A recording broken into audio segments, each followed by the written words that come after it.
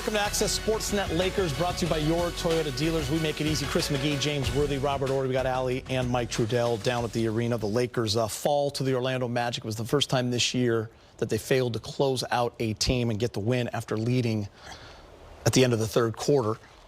Disappointing, to say the least. They go 4-4 on this 8-game homestand.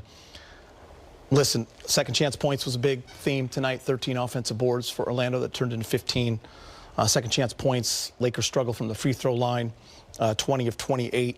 But when you look at this box score, the balance was there for the Lakers. It had all the makings for a win. Where did you see this game get away, James? End up with Orlando winning. I don't know, Gid. I think some decision making down the stretch. You know, I think defensively, I think LeBron got kind of suckered in a little bit. And I was saying all the time, you got to stay at home on Bane. He's the big shot maker. And I think LeBron got suckered in for that big three. The offensive rebounds you talked about, Geeter. The inability to execute. Not fully using the 24-second shot clock to move the ball. They had Ayton very involved, and I think they stopped going to the bread and butter and they went back to some ISOs down the stretch that did not work in their favor. Offensive rebounds, once again, it really hurt them. But I just think decision-making down the stretch, some defensive indecisions, offensive rebounds, I keep saying that. Just another disappointing loss at home. For me, I just think it boils down to bad luck.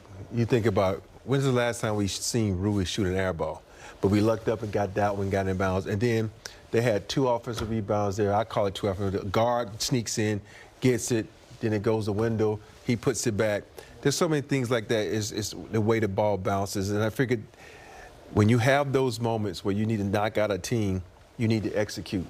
And you don't, execution is boxing out.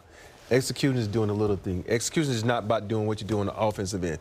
And I think it was some bad luck with some balls, but also it boiled down to execution. Yeah, and you guys are talking about, listen, I don't know if we can show you right now all 3 of these possessions, but, Desmond Bane, the big 3, the Carter putback that came off an offensive rebound from a guard, and then the LeBron possession at the end. I think everyone thought Luka was shooting that ball.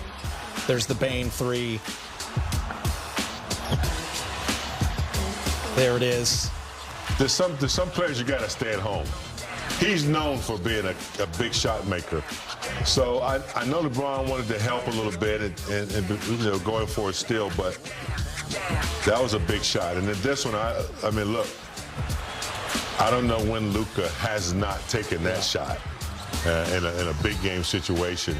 To have both he and LeBron on the same side, that was easy to guard, like a pass away. So I thought Luka would take the shot to give them a few seconds to possibly get an offensive rebound as well. And I think LeBron felt the same thing, and then not knowing probably how much time was left on the clock, and he's got to force that shot. I think the pump fake to relocate by Luka gave him a wide open shot, and it was actually closer. So LeBron was like, okay, I'm going to the basket. And now he's like, wait, what's happening? And it was a little confusing. And for me, I don't know if Luka, I doubt this, because Luka, he going to shoot it regardless. He was 2 for 10 from 3. Mm-hmm. Do you think that played a part in it? Who knows? But LeBron was shooting it very well. And sometimes, we settle for jump shots when Luka had a drive. You're so good at drawing the fouls. Just go ahead and drive. I know you weren't shooting it good from the free throw line either, but who knows? You got that Luka magic. It might have fell in. You got the and one. So I think there was a lot of things going on there, and it looked to me like they started thinking. When you think as a basketball player, that can kind of throw you off. So I felt like they were thinking a little too much. Look back to that big possession too, James, where we thought Luka got fouled on the 3 with Carter closing out. Yeah. And then they end up calling no foul. The Lakers did get the tip.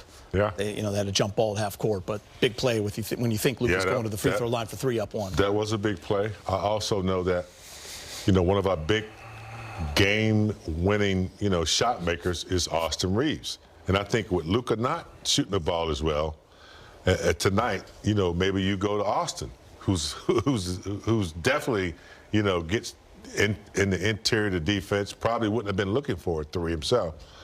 But, yeah, I mean, these are decisions that they make. Some work 2 in a row at home. That doesn't taste very well. And so now they got to figure out how they can bounce back. So, Rob, let's talk Paolo Banchero. I mean, 12 for 22, 10 for 11 from the free throw line. Missed his first one late in the game, actually. It was a break for the Lakers. He ended up with 36. But when you look at his third quarter, the Lakers had that 10, 12-point lead. 17 in the third really got Orlando right back in it, down 1 going into the fourth. You know, it was like him and Austin Reeves were just going at it in the third quarter, and he, you know, we joked about his nickname, but he showed us tonight that is not true. He came out, he took over the game. And one of the things we don't realize about this dude is a big body. This dude's 6'10". He's a tough cover. He's a tough cover. When he got it going like he has, it's hard to stop him. You think Marcus Smart, one of our best defenders, as I mentioned it, they show it. He's too little. He's a 6'10" guy. You can't block that. And then you got LeRae, who's a good, he just uses his footwork and just goes around you. This guy pulled everything out of his bag tonight, and he was very successful at getting to the rack. And this is why he was the #1 pick in the draft, because he has the skill set to do all these things. But this has been a down year for him. And, of course, when you play the Lakers, you come out of a slump. And they've now won 6 of 8, and they're getting themselves into the playoffs. He reminds me of LeBron James a lot. He has the size, the strength. He doesn't mind the physical contact.